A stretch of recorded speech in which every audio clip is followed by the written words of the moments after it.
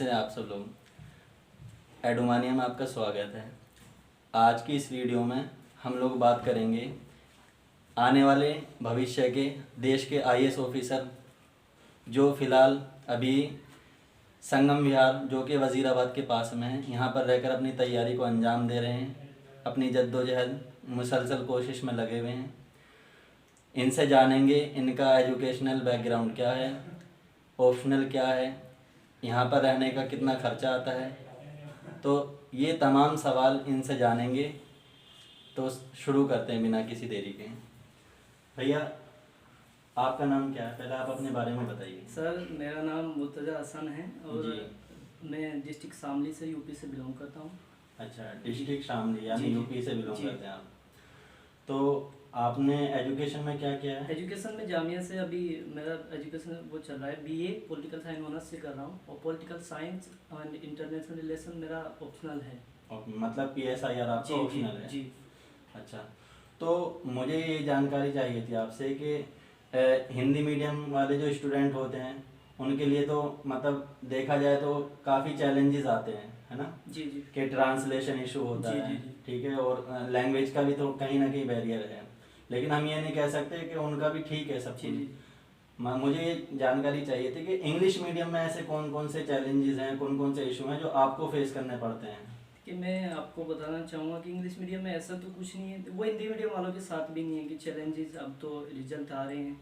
और English medium वालों को एक एक्स्ट्रा बेनिफिट ये मिलता है कि उनके कंटेंट मिल जाता है सभी वेबसाइट, जैसे आपको पता है। और अच्छा। बुकें भी ज़्यादातर इंग्लिश में, पेपर इंग्लिश में बनता है, बाद में हिंदी में ट्रांसलेट होता है। तो बच्चों को ना जो वर्ड प्रॉब्लम होती है हिंदी वाले बच्चों को, वो वर्ड्स को समझने की प्रॉब्लम आती है मेनली। अच्छा। इंग्लिश मीडियम में ऐसे कुछ चैलेंजेस नहीं। मतलब जो प्रॉपर एक तरीके से हम कह सकते हैं कि जो कंटेंट होता है जी जी। वो आपको इंग्लिश में अवेलेबल हो जी, जी, जाता है, जी। तो ये एक बेनिफिट जी, होता है जी। कहीं ना कहीं। सभी वेबसाइट्स और मैगजीन्स आपको विजन या बाजीराव आप देख सकते हैं, ये सब अच्छी कोचिंग इन सब की ना इंग्लिश में होता है। और तो अच्छा। फिर उसको आप देखने द हिंदू एडिटोरियल होता है, उसको हाँ, हिंदी में ट्रांसलेट करते हैं तो कहीं ना तो कहीं वर्ड जो प्रॉब्लम उसकी जो ओरिजिनलिटी है वो जी जी खत्म हो जी जाती है। ओरिजिनलिटी और वर्ड प्रॉब्लम फेस कर पाते हैं ठीक जो है, ठीक है। हिंदी मीडियम के बच्चे होते हैं।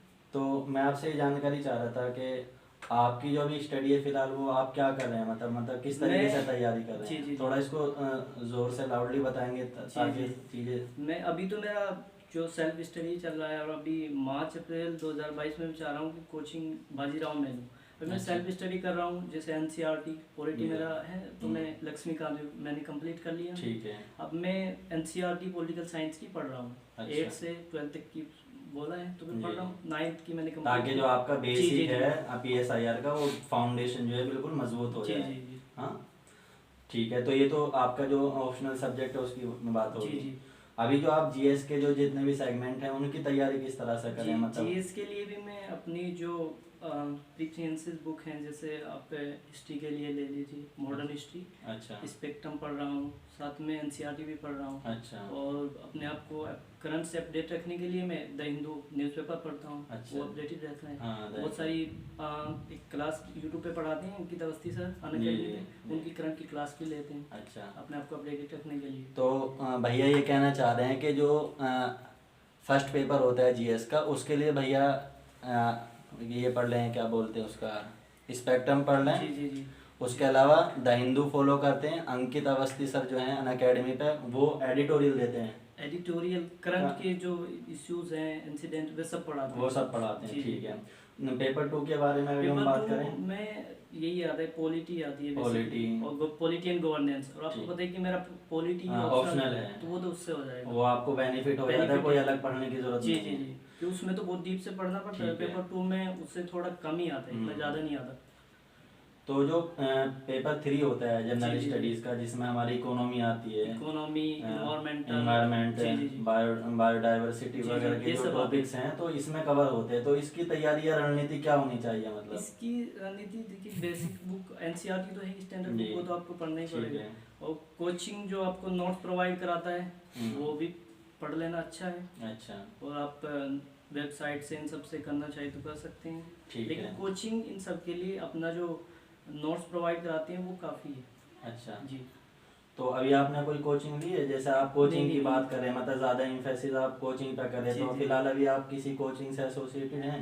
नहीं सर, अभी तक तो नहीं हूँ, लेकिन अभी अभी फ्यूचर में प्लान कर 22 रहे हैं? में मार्च में मैं कोचिंग ज्वाइन करना चाह रहा हूँ। अभी इसलिए नहीं कर रहा हूँ कि आप देख रहे हैं कोविड पीरियड चल रहा है और कभी ऑनलाइन ऑफलाइन, तो इसलिए मैं मतलब डिस्टर्ब है जी काफी। डिस्टर्बेंस चल रहा है, तो अच्छा। नहीं चाह रहा कि मतलब अभी आप कैरी जी करें जी इसको। अच्छा, तो हमारा पेपर 1 हो गया, पेपर 2 हो गया, पेपर 3 हो गया, अब हम आते हैं पेपर 4 पे, जी। जो इथिक्स का पेपर जी। होता है। तो इसके लिए क्या अप्रोच होनी चाहिए अगर जो इंग्लिश मीडियम में अगर देखा जाए ऐसे? जी एथिक्स के लिए तो आपको पता है कि कॉमन सेंस और कोचिंग जो प्रोवाइड कराती हैं वो सब आप फॉलो कर ले तो फिर अच्छा क्या अच्छा, रहेगा। ठीक है। आपका ऑप्शनल आपने बताया कि जी। PSIR हो गया। जी। जैसे भैया ने बताया कि भैया का जो ऑप्शनल है वो PSIR है ना। इसके बाद में जो चारों पेपर होते हैं जनरल स्टडीज़ के, यानी पेपर 1, पेपर 2, पेपर 3, पेपर 4, इन सब चीज़ के बारे में हमने चर्चा कर ली। अब हम ये जानते हैं कि जैसे एक बहुत से लोग कहते हैं कि प्रीलिम्स की और मेंस की जो तैयारी है वो इंटीग्रेटेड करनी चाहिए। जी। तो इस पर आपका क्या व्यू है, आपका क्या पर्सपेक्टिव है? मतलब सर देखिए, अलग अलग करनी चाहिए या फिर मेंस को भी साथ में लेके करना जी जी चाहिए? इसमें ना कोई भी मतलब ऐसा नहीं होता कि ऐसे ही करनी चाहिए या मैं जैसे कर रहा हूँ ऐसे ही करनी चाहिए। ये बच्चों का मतलब अपना अपना अप्रोच, ये समझने की स्ट्रेटेजी अलग अलग होती है। कोई अच्छा। इंटीग्रेटेड करे तो भी अच्छा है, अलग अलग करे तो भी अच्छा है, होना चाहिए मेनली। मतलब भैया ये कहना चाह रहे हैं कि अगर जो यूपीएससी में 1000 बच्चे सेलेक्ट होते हैं, तो सबकी इसका करेक्ट मुझे ये समझ में आता है, तो 1000 बच्चों की 1000 रणनीतियाँ होती जी हैं। बिल्कुल, हर इंडिविजुअल की अपनी ओन स्ट्रेटेजी अलग होती है। अलग स्ट्रेटेजी होती है। ठीक है। जी। तो अभी जैसे सबसे बड़ा चैलेंज जो मतलब हालांकि आपका मीडियम इंग्लिश है, लेकिन फिर भी मैं ये सवाल आपसे पूछ रहा हूँ कि आज के टाइम में जो सबसे बड़ा चैलेंज है ना, बहुत से ऐसे भी स्टूडेंट होते हैं इंग्लिश मीडियम हो या हिंदी मीडियम हो, मैं मीडियम का इसमें कोई वो नहीं है, कि सी सेट निकालना बड़ा टफ हो रहा है आज के टाइम में। सी सेट जो है एक बहुत बड़ा बैरियर है आज के टाइम में। तो सी सेट को किस तरीके से अप्रोच किया जाए? देखिए सर, मैं ये क्लियर करना चाहूँ कि मीडियम डजेंट मैटर। ठीक है, ये आपने बहुत अच्छी बात जी कही। जी मीडियम डजेंट मैटर, आपको मीडियम से कोई फर्क ही नहीं पड़ता। बिल्कुल बिल्कुल। जी जी आप किसी भी मीडियम में तैयारी कर रहे हैं, कंटेंट सेम है, सिर्फ लैंग्वेज से कुछ नहीं होता। ठीक है ठीक है। आप अपनी जो प्रिपरेशन है उसको कंटिन्यूस बनाए रखिएगा जिस भी मीडियम में लग रहे हैं। और सी सेट से तो मैथ बैकग्राउंड वाले बच्चे हैं वो तो हो ही जाता है, और ऐसा नहीं कि हिंदी मीडियम वाले बच्चों से नहीं होता, वो भी कर ही लेते हैं। जो मेहनत कर लेता है वो कर लेता है, इसमें मीडियम का कोई इशू नहीं है। जी, मतलब आप ये कहना चाह रहे जी हैं बच्चे की मेहनत के ऊपर है। अगर किसी का मैथ अच्छा है वो हिंदी मीडियम वाला भी हो सकता है, वो English Hindi medium medium, English medium. ठीक है। तो ये सारी तमाम चीज़ें जो होगी अभी तक जो हमने बात की वो स्टडी से रिलेटेड थी बेसिकली। अब मैं ये जानकारी चाह रहा हूँ भैया से कि आप इस एरिया में रहते हैं। ये एरिया जो है एक्चुअली मैं आपको बता दूँ व्यूअर्स कि ये एरिया है संगम विहार, जो वज़ीराबाद के पास में पड़ता है। और वज़ीराबाद से मुखर्जी नगर का जो डिस्टेंस है वो तकरीबन 4 से 5 किलोमीटर है। जी जी जी। तो एक तरीके से ये एजुकेशन हब है। इस एरिया के बारे में बोला जाता है कि यहाँ पे ये एरिया जो है पूरी तरीके से बच्चों से भरा हुआ है, स्टूडेंट से। जी।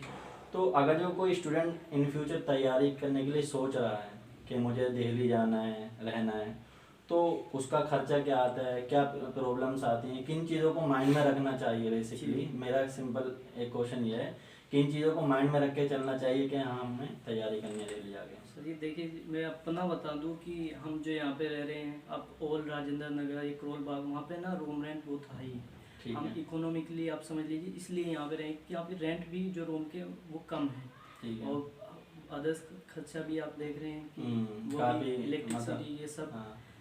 तो यहाँ पे बहुत चीपेस्ट है, सस्ता है वो, इसलिए हम यहाँ पे रह रहे हैं। वो तो कहीं पे भी रहे, अगर हम कोचिंग कर रहे हैं, सही बात है, तैयारी करनी है जी। अब ऑनलाइन भी कर रहे हैं बच्चे, बिना कोचिंग के भी कर रहे हैं। बच्चे गांव से भी निकाल रहे हैं। इवन अब तो देखा जाए तो लोग काफ़ी मतलब रूरल एरिया से भी पढ़ के निकाल रहे हैं, रूरल से भी निकाल रहे हैं। तो भैया का कहने का सिंपल मकसद ये है, सिंपल ये कहना चाह रहे हैं कि आपका डेडिकेशन मैटर करता है। अगर जो आपके अंदर डेडिकेशन है तो आप गांव से हों, देहात से हों, शहर से हों, कस्बे से हों, ये कोई मैटर नहीं करता है। आपका जो है डेडिकेशन बहुत स्ट्रॉन्ग होना चाहिए। यही आप कहना चाहते हैं? देखिए मीडियम, रूरल, कोचिंग, ये सब कोई मैटर नहीं करता। ठीक है। आपका डेडिकेशन, आपकी कंटिन्यूअस आप मेहनत कर रहे हैं, वो सब इसमें मैटर करता है। ठीक है ठीक है।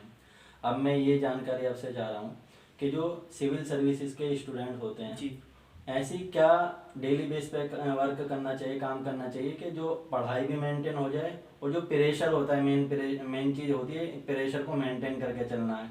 कभी कभी ये टेंशन होती है कि हम घर से दूर हैं, होगा नहीं होगा, मतलब ये सारी चीज़ें होती हैं, तो इनको किस तरीके से अवॉइड किया जाए? देखिए सर, अगर सिविल सर्विस में जा रहे हैं तो प्रेशर तो लेना पड़ेगा, बिल्कुल। इतना जिला संभालेंगे तो हाँ। वहाँ पे प्रेशर लेना पड़ेगा। ठीक है। तो इसको तो अवॉइड नहीं किया जा सकता। और जहाँ तक डेली बेसिस की प्रिपरेशन की बात है, तो यहाँ पे तो अगर आप डेडिकेटेड होके आ ही गए हैं, कंटिन्यूअसली मेहनत कर रहे हैं, तो इसका तो कोई मतलब ही नहीं बनता कि होगा नहीं होगा। होगा नहीं होगा, सही बात है। मतलब ये पूरा एकदम हौसला होना चाहिए कि होना है तो होना है। बिल्कुल, ये बात बहुत अच्छी बात बोली कि इंसान के अंदर, अपने अंदर कॉन्फिडेंस होना चाहिए कि मेरा सिलेक्शन होगा। क्यों नहीं होगा? क्योंकि आपको सिर्फ एक ही सीट चाहिए है ना, हमको तो एक ही सीट चाहिए, अपने से मतलब, अपने से मतलब, और कंपटीशन भी अपने से होना चाहिए। ठीक अब है। बच्चे देखते कि इतने 10 टीम में इतने बच्चे जाते हैं, 5 बच्चे निकले, वो 5 निकले अपने आप। 5 सही हो। अब बच्चे कितनी सीटें हैं उससे हमें कोई मतलब नहीं, हमें सिर्फ एक चाहिए और एक हम ले लेंगे। ठीक है, ठीक है, जी। ठीक है। तो व्यूअर्स, आपने देखा कि भैया ने एक एक चीज़ को किस तरीके से पढ़ाई करनी है, क्या ऑप्शनल का अप्रोच है, क्या भैया का एजुकेशनल बैकग्राउंड था, कितने यहाँ पर आने का खर्च होता है, किस तरीके से तैयारी करें, किस तरीके से अपने स्ट्रेस को, टेंशन को अवॉइड कर सकते हैं, ये तमाम चीज़ों पर हमने बहुत विस्तृत चर्चा की। तो आने वाली वीडियो में मैं किसी दूसरी ऐसी भविष्य के आईएएस टॉपर के साथ में दोबारा से किसी दूसरे टॉपिक के साथ आपसे रूबरू होऊंगा। तब तक के लिए देखते रहिए एडुमानिया। Thank you.